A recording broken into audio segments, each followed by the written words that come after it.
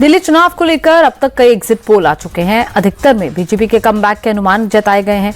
इस पर बीजेपी में खुशी की लहर है। दिल्ली बीजेपी के अध्यक्ष वीरेंद्र सचदेवा ने कहा कि एग्जिट पोल के नतीजे अपनी जगह हैं, लेकिन पार्टी को ग्राउंड से जो फीडबैक मिला है उसके मुताबिक भी इस बार दिल्ली में बीजेपी को 50 से ज्यादा सीटें मिलेंगी। फीडबैक उत्साह बढ़ाने वाला है और हमारे सभी जो प्रत्याशी हैं बड़े उत्साह में थे और सबने जो अपनी रिपोर्टिंग की है तो वो रिपोर्टिंग दर्शाती है कि जो जनता का मूड हम सड़कों पे घूमते हुए देख रहे थे वो उससे मेल ही खाता है और जनता को बहुत उम्मीदें हैं दिल्ली को लेकर भारतीय जनता पार्टी से।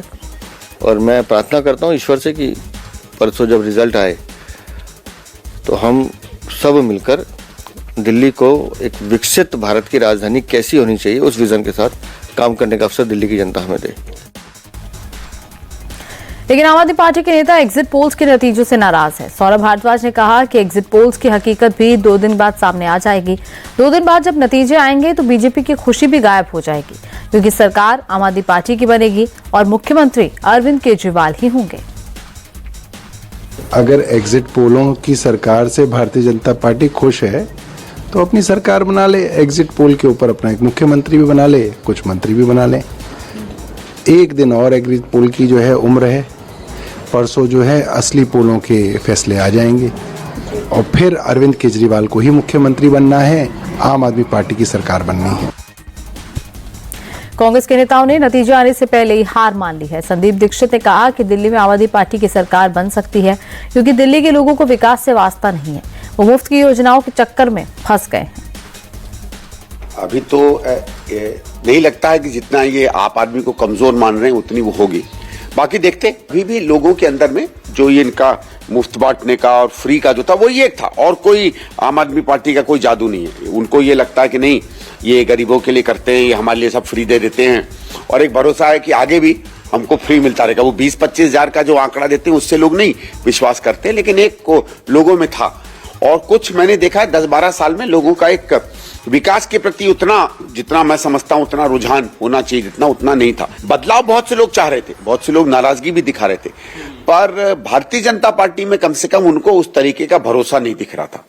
और शायद उनको लगा कि कांग्रेस नहीं भारतीय जनता पार्टी को हरा पाए। मैं अटकलें लगा रहा हूँ, एक अंग्रेजी में होता ना, where do I put my bets, तो मैं कहूंगा कि शायद आम आदमी बना लेगी, बट जैसे I really can't say. Vijendra Gupta ने कहा कि केजरीवाल की उल्टी गिनती शुरू हो गई है। उन्होंने कहा कि जिस तरह चुनाव प्रचार और वोटिंग के दौरान आम आदमी पार्टी आरोप लगा रही थी, सवाल उठा रही थी, रोज रोज नए नए ऐलान कर रही थी, उससे ही ये समझ में आ रहा है कि उनकी हार तय है। बात एग्जिट पोल का नहीं है, सवाल है उनकी हताशा का, और वो चलते चुनाव में ही हताश हो गए थे। जिस तरह के बयान उनके आ रहे थे, जिस तरह से विवाद खड़े कर रहे थे, पोलिंग वाले दिन भी हताशा साफ रूप से दिखाई दे रही थी, और इसलिए ये डूबता हुआ जहाज है। और अब काउंटडाउन जो है वो है, और अब इनकी जाने की तैयारी है। असलियत तो ये है। रमेश बिदूड़ी ने दावा किया कि दिल्ली में बीजेपी 50 सीटें जीतेगी। बिदूड़ी ने कहा कि एग्जिट पोल बिल्कुल सटीक हैं। दिल्ली में इस बार मोदी की लहर है, जनता डेवलपमेंट चाहती है, इसीलिए इस बार उन्होंने डबल इंजन सरकार बनाने के लिए वोट किया है। ये केजरीवाल से पूछो, आतिशी से पूछो, मनीष सिसोदिया से पूछो, वो बताएंगे कौन सा पोल है फ्री है। इस बारी दिल्ली में मोदी साहब की वेव, दिल्ली में लोगों को चाहिए था विकास, जो देश में मोदी साहब ने किया है उसको भारतीय जनता पार्टी के कार्यकर्ताओं ने लोगों तक पहुंचाने में कामयाबी की है कि मोदी है तो ही दिल्ली का विकास है। तो इसलिए दिल्ली में मोदी जी को लोगों ने माना है, और मोदी को जो सेंटर में, तो दिल्ली में भी बगैर मोदी जी के विकास नहीं होगा। इसलिए दिल्ली में ये सर्वे बिल्कुल एग्जैक्ट है और ये 50 तक छुएंगे। संजय सिंह ने एग्जिट पोल्स को मैनिपुलेटेड कहा। उन्होंने कहा कि बीजेपी के दबाव में एग्जिट पोल्स के नतीजे बनाए गए हैं। असलियत यह है कि दिल्ली चुनाव में बीजेपी का हर हथकंडा फेल हुआ। दिल्ली की जनता ने केजरीवाल के वादों पर फिर भरोसा किया। 8 तारीख को जब नतीजे आएंगे तो ये बात साफ हो जाएगी। जब मसाज करने वाली कंपनी और स्पा चलाने वाली कंपनी एग्जिट पोल के काम में आ जाएगी तो आप समझ सकते हैं एग्जिट पोल का क्या नतीजा है और क्या उसमें सच्चाई है।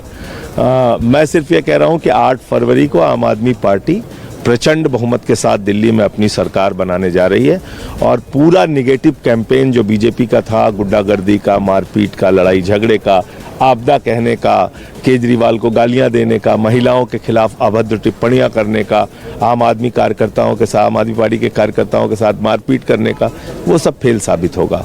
और 2100 रुपए की महिला सम्मान राशि, संजीवनी स्कीम, ये जो हमने घोषणाएं की थी, मुझे लगता है कि उसका एक व्यापक असर आपको चुनाव परिणाम में देखने को मिलेगा।